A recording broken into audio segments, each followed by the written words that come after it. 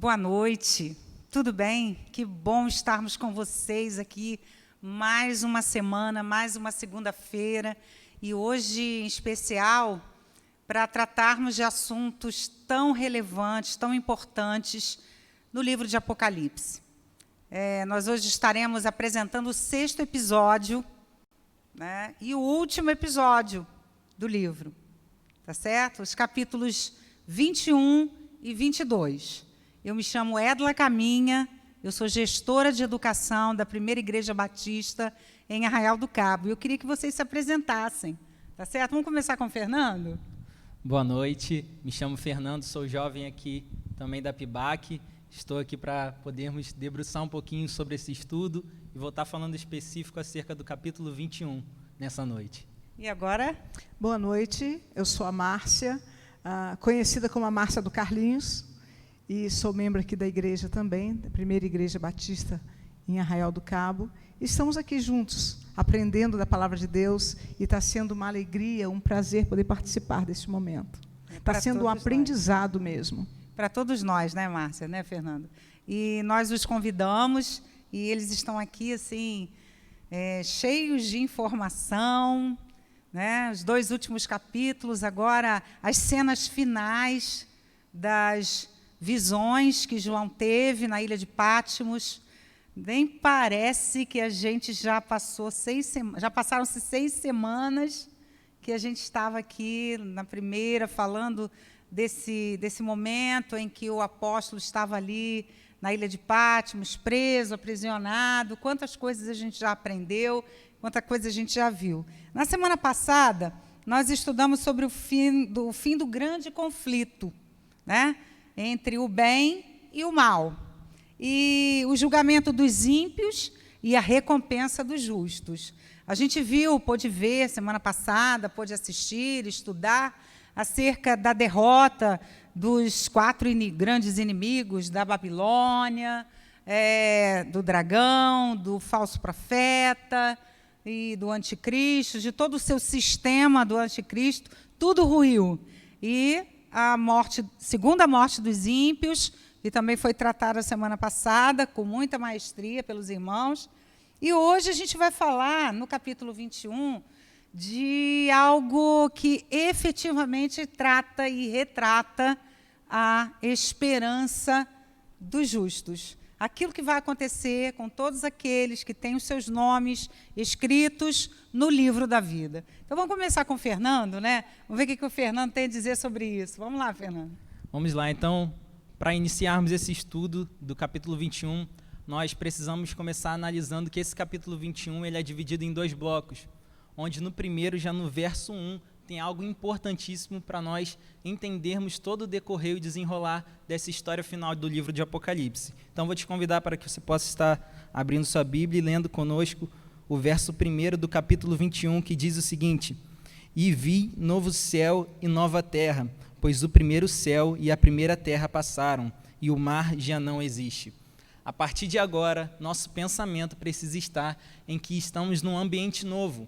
Há uma novidade de vida, em que passamos do âmbito passageiro e agora estamos num âmbito eterno. Então, a partir de agora, a nossa visão precisa mudar de que tudo que nós conhecemos atualmente acabou. E agora estamos num ambiente novo, ou vivendo com Deus eternamente, ou sem Deus no inferno eternamente. E algo muito interessante que a gente pode começar analisando se encontra lá no verso 3, que diz o seguinte: Então ouvi uma voz forte que vinha do trono e dizia: Eis o tabernáculo de Deus com os seres humanos. Deus habitará com eles, eles serão povos de Deus, e Deus mesmo estará com eles e será o Deus deles. Nesse verso há algo incrível que nós podemos perceber e analisar no decorrer de toda a Bíblia. Toda a Bíblia nós vemos Deus buscando uma única coisa com o homem: relacionamento, habitar com ele, ter intimidade com o homem. E esse fechamento dessa Nova Jerusalém, dessa cidade santa, tem algo incrível também implícito que toda a Bíblia também nos traz. Isso nós podemos observar que lá na criação, lá em Gênesis, há um jardim, e Deus visitava os seres humanos na viração do dia, tinha relacionamento com ele. Passado esse período, a gente encontra em Êxodo o período do tabernáculo, e a glória de Deus se manifesta no meio do povo.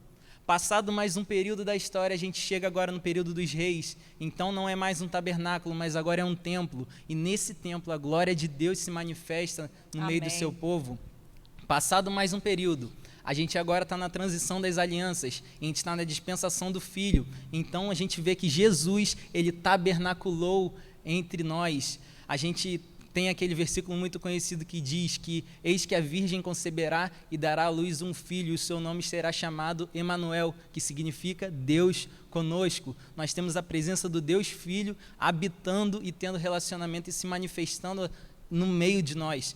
E aí, passado mais um período, a gente chega no nosso atual cenário, que é a dispensação do Espírito Santo. E nós vemos agora um Deus que habita dentro de nós, Glória a Deus, que tem um relacionamento conosco. Então nós vemos em toda a Bíblia esse mesmo desenrolar, Deus querendo habitar com os seres humanos, tendo relacionamento. E a gente fecha essa história em Apocalipse, com Deus habitando e morando conosco nessa nova Jerusalém. Isso é algo incrível que a gente pode desfrutar nessa nova Jerusalém.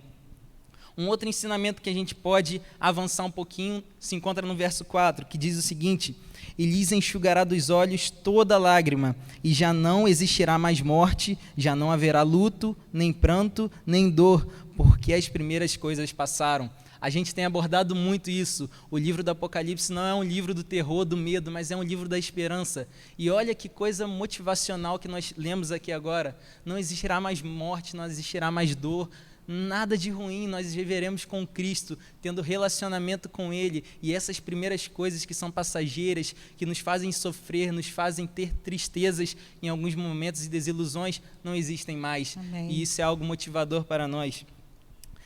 Avançando mais um pouco nesse primeiro bloco do capítulo 21, nós vemos o verso 6, dizendo o seguinte: disse-me ainda, tudo está feito, eu sou o alfa, o ômega, o princípio e o fim. Eu, a quem tem sede, darei de graça da fonte da água da vida. Esse tudo está feito aqui, a gente pode relacionar um pouquinho com aquele está consumado da cruz de Jesus. Isso. E isso é algo incrível que a gente pode relacionar. Tudo está feito, o controle está na mão do nosso Deus, do nosso Pai. Está consumado, Ele é o princípio, Ele é o fim, Ele é tudo em todos, a Ele seja a glória para sempre. Amém. E isso é algo que nos dá conforto. O nosso Pai tem domínio sobre todas as coisas. A gente tem passado por um momento que às vezes a gente se pega meio abalado, né? Mas a gente tem que ter esperança em Deus, porque Ele está com controle nas mãos, Amém. Tem o domínio sobre todas as Com coisas. certeza. O verso 7, então, ele continua: o vencedor herdará estas coisas, e eu serei o Deus dele, e ele será o meu filho. O nosso Pai tem domínio sobre todas as coisas. E o verso 8 nos diz o seguinte: quanto, porém, aos covardes, aos incrédulos, aos abomináveis, aos assassinos, aos imorais, aos feiticeiros, aos idólatras e a todos os mentirosos, a parte que lhes cabe será no lago, que está queimando com fogo e enxofre, a saber, a segunda morte.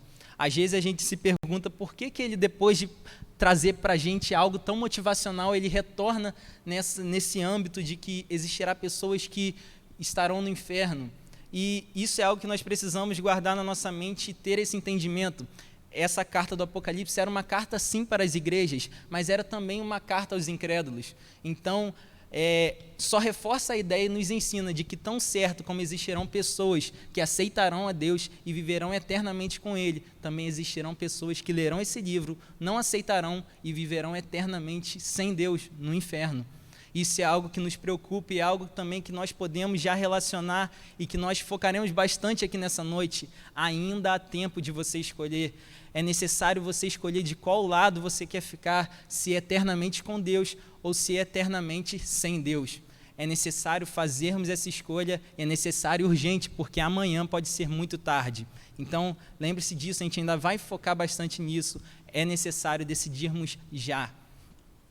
Um outro episódio que a gente consegue vislumbrar nesse capítulo 21 é acerca da visão que João tem na Nova Jerusalém, nessa noiva do Cordeiro. E então nós vemos o verso 9 dizendo o seguinte: então veio um dos 7 anjos que tinham as 7 taças cheias dos últimos 7 flagelos e falou comigo dizendo: venha, vou mostrar-lhe a noiva, a esposa do Cordeiro. Aqui agora João ele está sendo levado pelo anjo a vislumbrar a noiva, essa cidade, essa nova Jerusalém, ver os seus aspectos, ver como ela se parece, o que tem nessa cidade. Então agora nós vamos ver bastante acerca desse segundo bloco do capítulo 21. Interessante, Fernanda, que o mesmo anjo que levou João e mostrou a grande prostituta, a meretriz, a Babilônia, é o mesmo que agora mostra a nova Jerusalém, a noiva do Cordeiro. Exatamente. Que diferença, né, para João. Ele viu, ele teve uma visão e agora ele tem outra visão, né? Com certeza você vai falar algo muito interessante sobre isso. Estou aqui esperando. Muito interessante isso, e a gente começa já reparando isso nos versos 12 e 14, essa ideia dessa igreja, dessa noiva que estará presente nessa nova Jerusalém. Não vou me ater a estar lendo todos os versículos, mas para jogar ideias aqui para que a gente possa construir alguns ensinamentos. Nos versos 12 e 14 vai trazer acerca das 12 tribos de Israel, mostrando a ideia do Antigo Testamento e trazendo também o verso 14, os 12 apóstolos, trazendo essa ideia do Novo Testamento, mostrando que essa igreja que estará na Nova Jerusalém não é uma igreja de um tempo específico, mas é uma igreja de todos os tempos. Todos aqueles que tiveram oportunidade e aceitaram a Jesus estarão nessa Nova Jerusalém. Outro aspecto interessante desse segundo bloco é que os versos 13 e 25 nos traz essa ideia de vários portões a leste, a sul, a norte, a oeste, e que nos traz a ideia dessa igreja acessível. É uma igreja que não escolhe, não há acepção de pessoas. Está aberta para todas as pessoas que aceitarem, todas aquelas que desejarem estar com Cristo. De todas as tribos, de todos os lados, né? Exatamente. Interessante que o templo também tinha esses portões, essas portas para os 4 lados, para os 4 cantos. A gente pode chamar assim os 4 cantos da terra? Sim, exatamente. A gente pode abranger todo esse cenário e também a gente vai relacionar muito esse Antigo Testamento com o Novo, a gente vê como é que ele se completa, né? E a gente ainda vai abordar muito isso ainda nessa noite.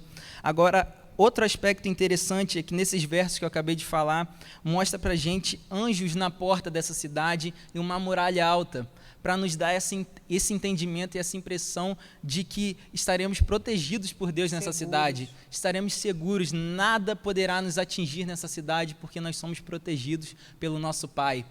Então é algo interessante da gente pensar, essa cidade ela é acessível a todos, mas ela não é acessível a tudo. Conforme a gente leu no verso 8, os abomináveis, os feiticeiros, os que praticam pecado, não entrarão nessa cidade. Ou seja, ela é acessível a todos que desejarem, mas quem estiver vivendo no pecado, ela não é acessível. Para essas pessoas, a realidade delas é o inferno, infelizmente. Então, reforço mais a ideia, é necessário escolhermos o nosso lado. Outra questão é que esses anjos na porta dessa Nova Jerusalém nos traz um contraste com o Jardim do Éden lá no início. Nós vemos que após o homem pecar e ser expulso do paraíso, Deus ele coloca anjos na porta do jardim para proteger esse paraíso. Agora, nessa Nova Jerusalém, nós vemos anjos protegendo essa cidade. E olha que incrível, o paraíso que foi perdido através do nosso pecado, agora ele é reconquistado pelo sangue de Jesus. Amém. E nós temos acesso a esse paraíso mediante ao sangue de Cristo Jesus.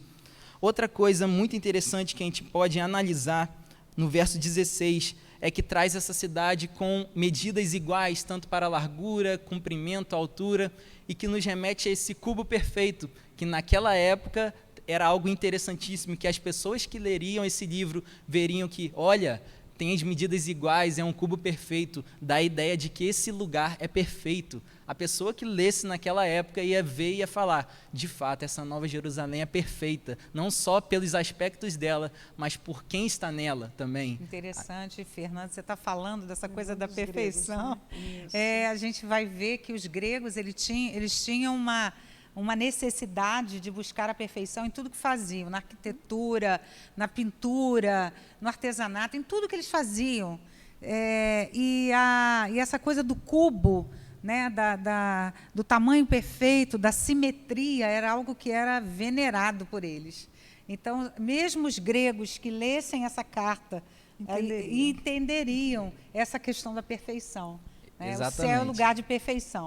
Muito interessante. Muito bom. E esse cubo perfeito a gente pode também associar ao tabernáculo naquela época. Tabernáculo lá em Êxodo, a gente vai ver que o lugar santíssimo, o Santo dos Santos, ele tinha medidas iguais. E o que estava nesse local? A presença de Deus estava nesse local. Amém. Então, e da mesma forma que no lugar santíssimo do tabernáculo havia a presença de Deus, nessa nova Jerusalém, do cubo perfeito, também terá a presença de Deus. Agora, um aspecto muito interessante que às vezes a gente lê nesse segundo bloco do capítulo 21 e às vezes a gente deixa passar desapercebido, é só uma informação, se encontra lá a partir do verso 19, que vai trazer para a gente acerca dessas pedras preciosas. Vou estar lendo aqui o verso 19 que diz o seguinte: os alicerces da muralha da cidade estão enfeitados de todo tipo de pedras preciosas. Esse início aqui a gente já vê um contraste muito grande com a nossa construção civil atual. Nunca se usou e nunca tem se usado pedras preciosas para fundação, para um alicerce, para ficar escondido, de fato. E nessa cidade santa, nessa Nova Jerusalém, teremos alicerces, uma fundação de pedras preciosas, de algo lindo. E o que isso nos remete, o que isso nos traz de ensinamento? Que essa Nova Jerusalém, essa noiva, essa igreja que estará lá, agora ela não é só bela por fora, não é só bela exteriormente, mas aquilo que está no seu interior também foi purificado por Cristo. E agora nós somos belos e perfeitos por completo, mediante ao sacrifício de Jesus. Glória a Deus. Outro ensinamento muito interessante, continua ainda nesses versos 19, que diz o seguinte: o primeiro alicerce é de jaspe, o segundo de safira, e aqui ele vai discorrendo sobre todas as pedras, o terceiro de calcedônia, o quarto de esmeralda, o quinto de sardônio, o sexto de sárdio, o sétimo de crisólito, o oitavo de berilo, o nono de topázio, o 10º de crisópraso, o 11º de jacinto e o 12º de ametista. Essas 12 pedras aqui, elas não estão aqui por acaso. E a gente precisa entender isso, que toda a Bíblia ela tem um significado e precisa ser muito bem estudado a fundo essas questões. E se a gente for parar para analisar lá em Êxodo 28, dos versos 17 a 20, nós vamos ver que essas mesmas pedras que estão sendo aqui relatadas por João na Nova Jerusalém, também estavam presentes lá em Êxodo. No peitoral, nas vestes do sacerdote, nós encontrávamos esse artefato que possuía essas pedras. E o que era esse peitoral do sacerdote, esse artefato? Ele trazia a resposta de Deus para o seu povo. Quando o povo de Israel estava com alguma dúvida ou com alguma questão a ser resolvida, eles iam até o sacerdote e aquelas pedras elas brilhavam e traziam a resposta de Deus para o seu povo. E isso é algo que nós podemos pensar, que nessa Nova Jerusalém, todas as nossas dúvidas serão sanadas. Deus estará conosco tendo relacionamento pessoal e nós poderemos, de fato, responder todas as nossas perguntas e todas as nossas dúvidas, porque Ele estará nos respondendo. Outra questão que nós podemos também abordar é que esse peitoral, naquela época, ele simbolizava as 12 tribos de Israel.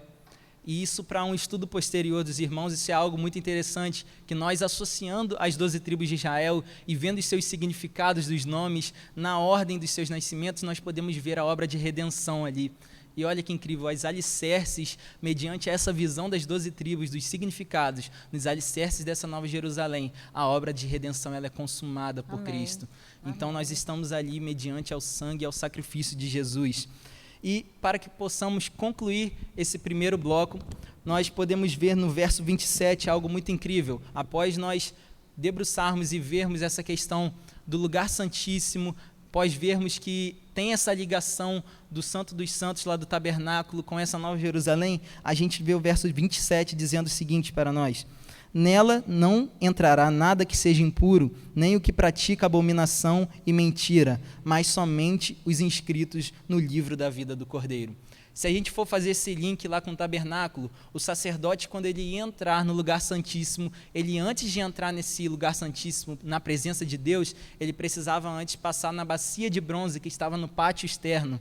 E lá ele podia se lavar, se purificar, para que então ele entrasse na presença de Deus. Hoje nós somos sacerdotes, lá em 1 Pedro 2,9 vai dizer isso, que nós somos nação santa, sacerdócio real, povo exclusivo e adquirido por Deus. Então agora, nós que somos esses sacerdotes, então se nós queremos adentrar nessa nova Jerusalém, é necessário que nós nos lavemos, nos purifiquemos, mas não agora nessa bacia de bronze, mas agora no sangue do Cordeiro, Amém. no sangue de Jesus. Se queremos estar tendo relacionamento e entrar na presença de Deus, é necessário passarmos antes pelo sacrifício e nos lavarmos interiormente. Isso é algo incrível, e só assim, só através do sangue de Jesus, nós podemos ter acesso a essa nova Jerusalém. Que maravilha! E aí a gente vai... Vou tentar aqui fazer um breve resumo do que eu entendi.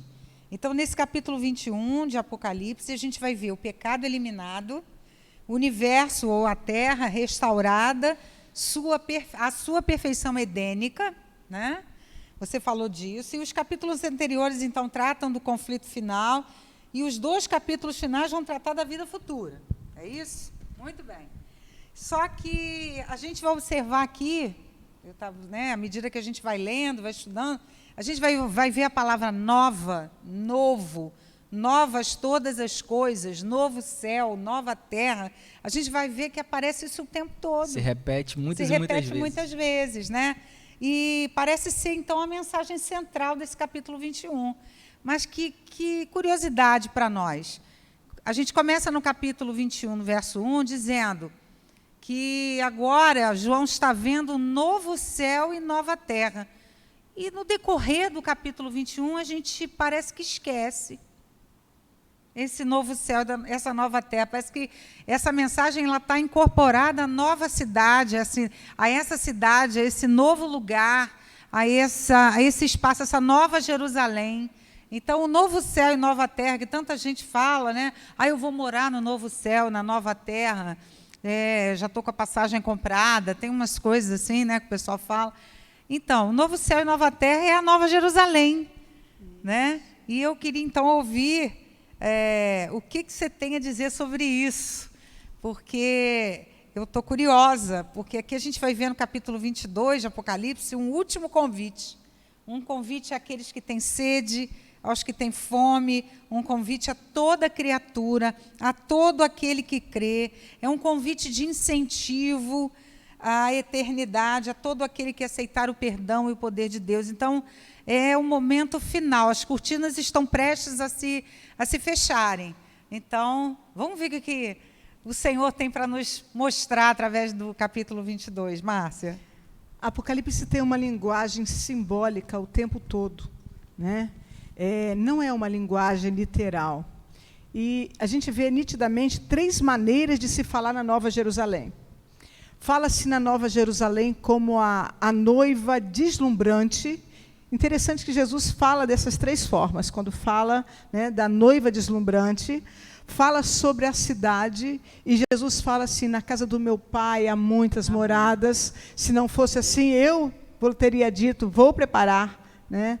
E fala de um jardim, do paraíso. Jesus também fala sobre o paraíso. No Éden, no jardim, o jardim que foi perdido no Éden, né? Como foi a frase que Fernando falou, né? O jardim que foi perdido no Éden é o jardim reconquistado no céu. Que maravilha. No Éden, o homem foi impedido pelo pecado de comer da árvore da vida. Aqui, ele pode se alimentar da árvore da vida. No Éden, ele adoeceu pelo pecado. Aqui, ele é curado pelo pecado. No Éden, ele foi sentenciado de morte. Ele é curado pela árvore, né? Isso. E aqui, ele toma posse da vida. No Éden também fala sobre os rios que cortavam, né, o jardim do Éden. E aqui nós vemos sobre o rio da água vida, do rio da água da vida, que sai do trono, né, de Deus. E ele traz vida, cura e salvação. Como é bom visualizar isso, né? Falamos também sobre o trono, né? E o trono aqui fala sobre a soberania e sobre o governo de Deus. O Senhor governa sobre a igreja. E a igreja é submissa e fiel, mas ela obedece prazerosamente, né? Na Nova Jerusalém nós teremos propósitos. É bom deixar isso bem claro, que na Nova Jerusalém nós teremos propósitos. O Senhor governa sobre nós, e os servos os servirão. Nós vamos servir com alegria aquele que sempre nos serviu, aquele que deu a vida por nós, né? E nós iremos reinar. Jesus compartilhou tudo conosco. Ele vai compartilhar o seu reino conosco, né? Que honra, que alegria poder participar desse momento. Queridos, o versículo 4 fala que nós vamos ter intimidade, nós veremos o seu rosto. Me lembrei daquele texto lá de Coríntios que fala, agora vemos como espelho em enigmas, mas então veremos face a face, né? Contemplar a Deus. Isso é o que a gente mais ambiciona. Com certeza. Não é pedras preciosas, ruas de ouro, mas conviver, contemplar a face do Senhor. O versículo 5, eu gostaria de ler com os irmãos. Vamos ler o versículo 5. Diz assim: ali não haverá mais noite, e não necessitarão de lâmpada, nem de luz do sol, porque o Senhor Deus os alumia, e reinarão para todo o sempre. Vamos fazer uma brincadeirinha? Feche os olhos. Vou pedir você também, que está conectado com a gente, que você possa fechar seus olhos um minuto. Imagina tudo escuro, certo? De repente alguém entra no cômodo que você está e liga o interruptor. A luz chegou.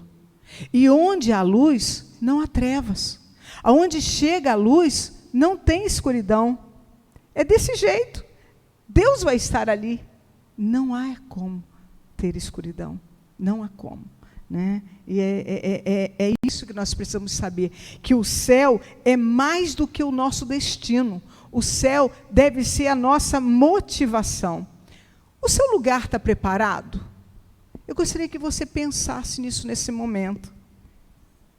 Qual o seu destino? Céu ou largo de fogo?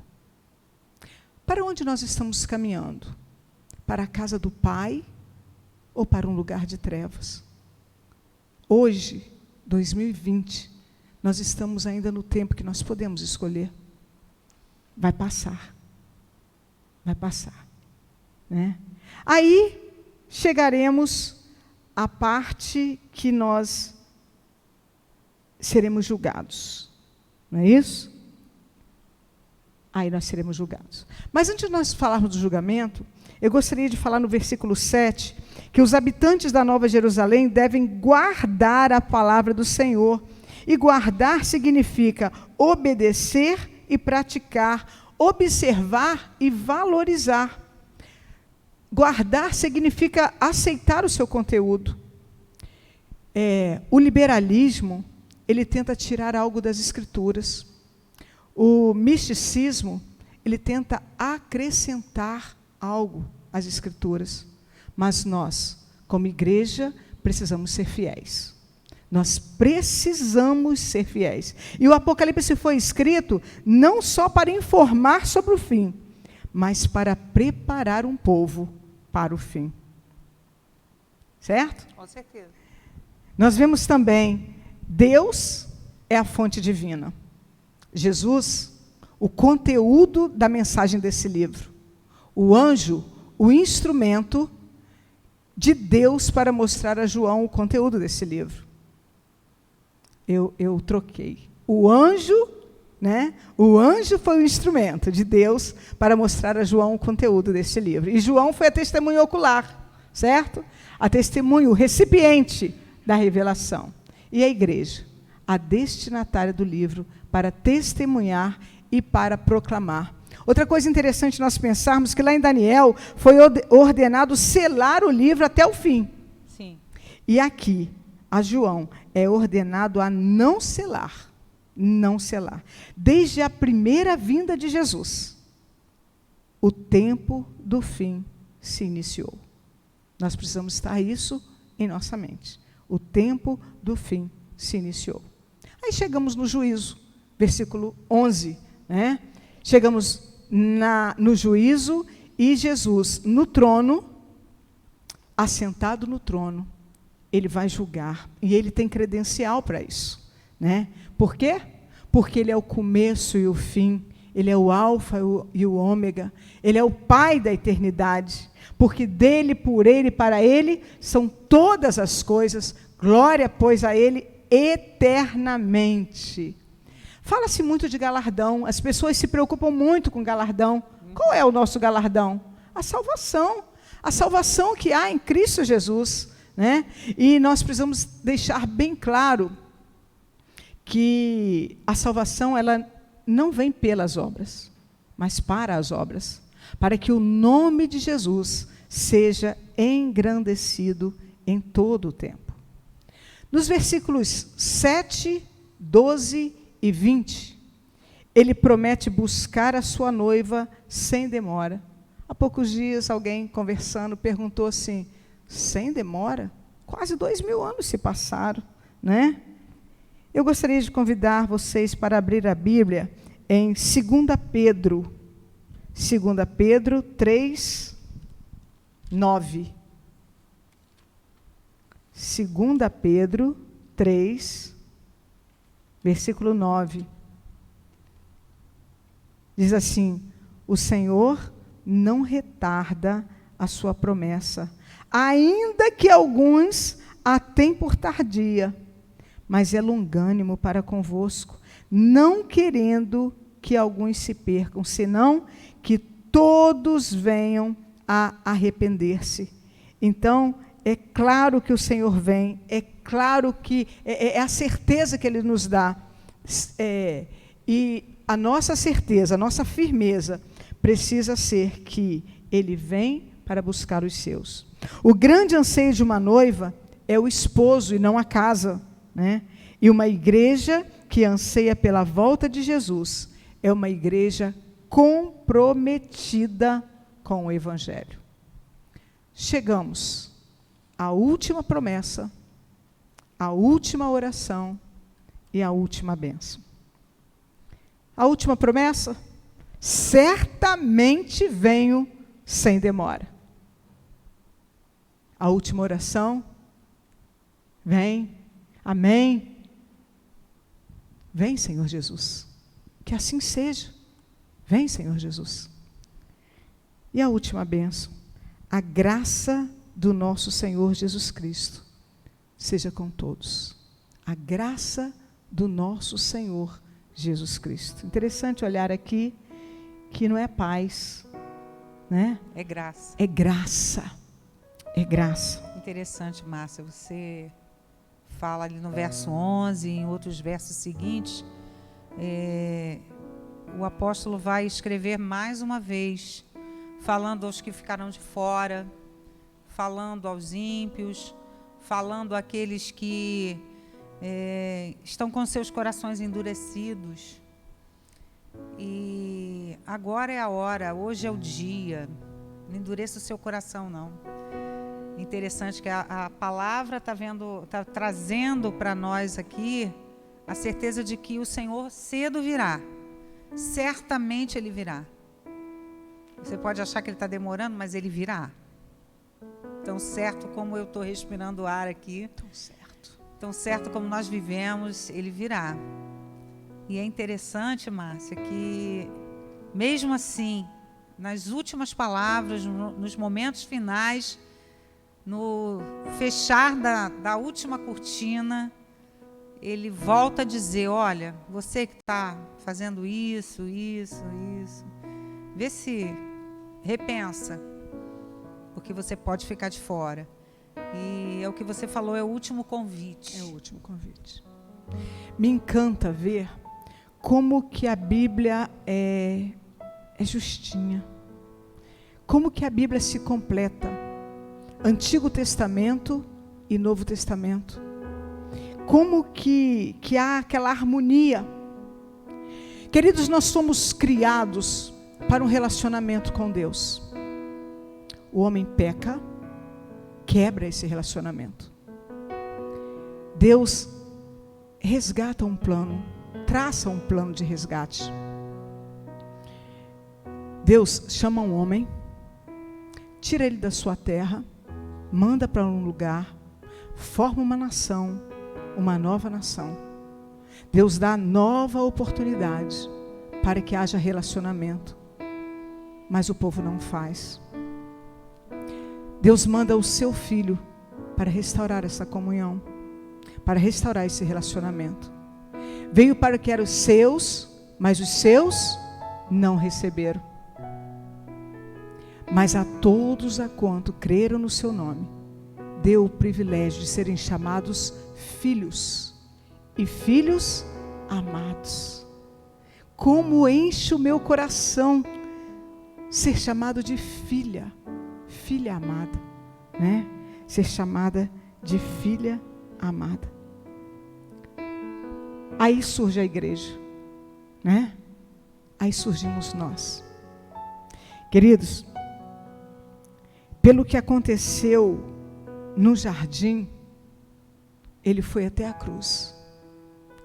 E pelo que aconteceu na cruz, nós temos o privilégio de voltar ao jardim, voltar ao relacionamento. Voltamos ao projeto inicial. Aleluia. Glórias a Deus. Isso nos emociona, isso nos deixa imensamente feliz. E a gente pode cantar e adorar ao Senhor e dizer assim: oh, oh, Alfa, Ômega, Cristo, Filho, ó vem, ó vem, ó vem, Senhor Jesus, Maranata,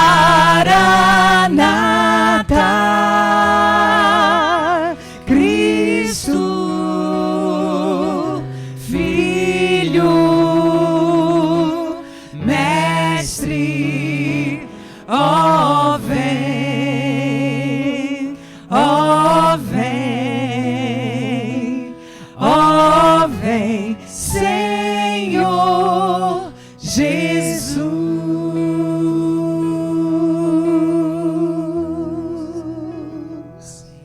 Amém. Nesse momento, Senhor, nós queremos te agradecer. Amém, Deus. E te engrandecer por todos os benefícios que o Senhor tem dispensado para as nossas vidas. Amém, Pai. Nesse último episódio, nesse momento final, nós cantamos Maranata, ora vem Senhor Jesus. Essa é a palavra da igreja. Depois que o Senhor diz, ora cedo venho, sem demora eu venho, certamente cedo venho. E a nossa fala, o nosso papel, a nossa voz é dizer bem alto, vem Senhor Jesus. Que o Senhor venha logo. Nós ansiamos pela tua vinda, Senhor. Este mundo não é para nós, não nos pertence, Senhor.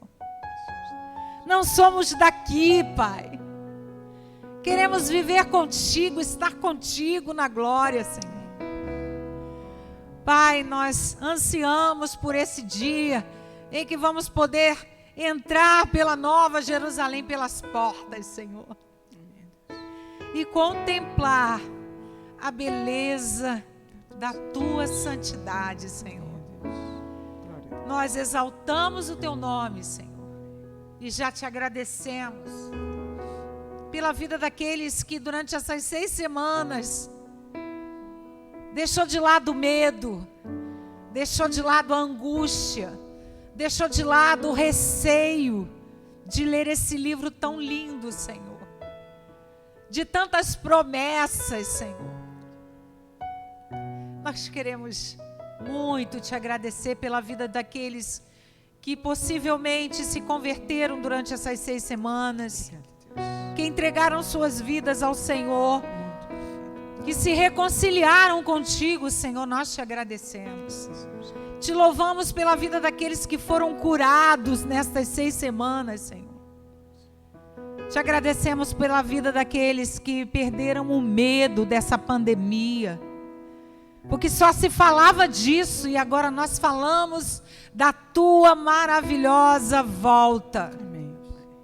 da tua promessa para a tua igreja. É disso que queremos falar nesses dias, Senhor. Não queremos falar de morte, mas de vida, porque o Senhor é o caminho, é a verdade e é a vida. E sem o Senhor nós não vamos ver a Deus. Muito obrigada, meu Pai. Entregamos tudo que fizemos, tudo que somos, tudo que preparamos. Cada irmão, cada irmã, cada auxiliar, cada ajudador, do menor ao maior, Senhor, estão nas tuas mãos, agradecemos por eles. Continua conosco, Senhor, e que a tua igreja seja relevante nestes dias. É isso que desejamos em o nome de Jesus. Amém. Amém. Amém.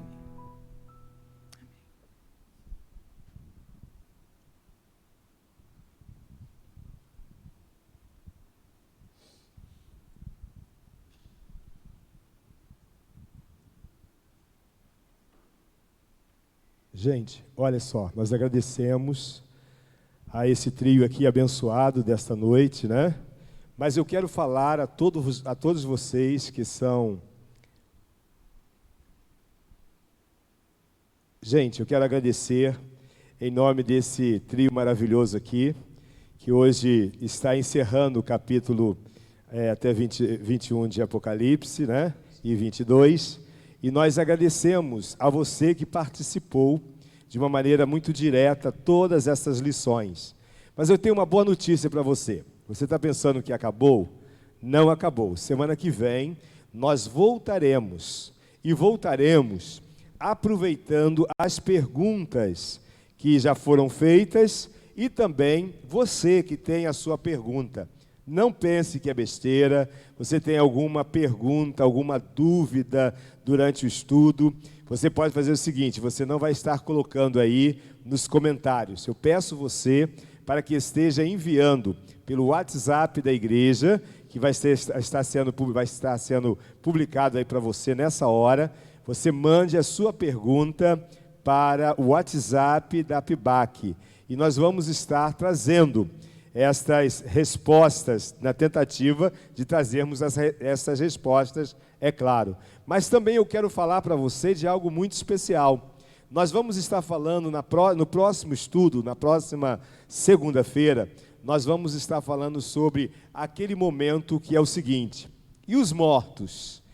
Jesus ainda não voltou. E aqueles que morreram em Cristo, onde estão? Uma vez que aqueles que morreram em Cristo serão ressuscitados, onde eles estão?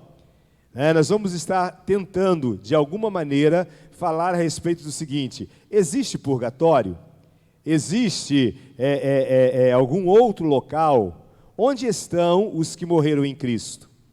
Também uma outra pergunta, né? E aqueles que morreram sem Cristo? Já estão no inferno ou não? Né? Onde eles estão? Estão dormindo? Claro que não estão dormindo, mas onde estão? Então nós queremos, de alguma maneira, dizer para você a respeito do céu, do inferno que já foram ditos, e desse momento especial que eu tenho certeza que algumas pessoas têm estas perguntas e gostariam de ter as respostas. Então nós vamos estar falando sobre esta realidade.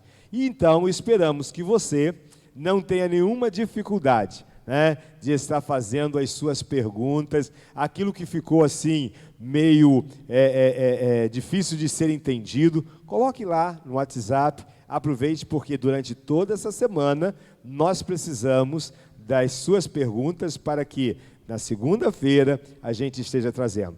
Nós novamente vamos estar voltando aqui com mais 2 pessoas e unidos nós vamos estar falando nessa hora sobre Apocalipse. E olha, um outro detalhe importante que eu tenho como notícia para você. A nossa Escola Bíblica Discipuladora, ela vai continuar às segundas-feiras, às 19h30, acontecendo com novos assuntos e com algo que edifique sua vida. Que Deus lhe abençoe. Um abraço no coração. Muito obrigado por você ser um participante da Escola Bíblica Discipuladora e que Deus lhe abençoe.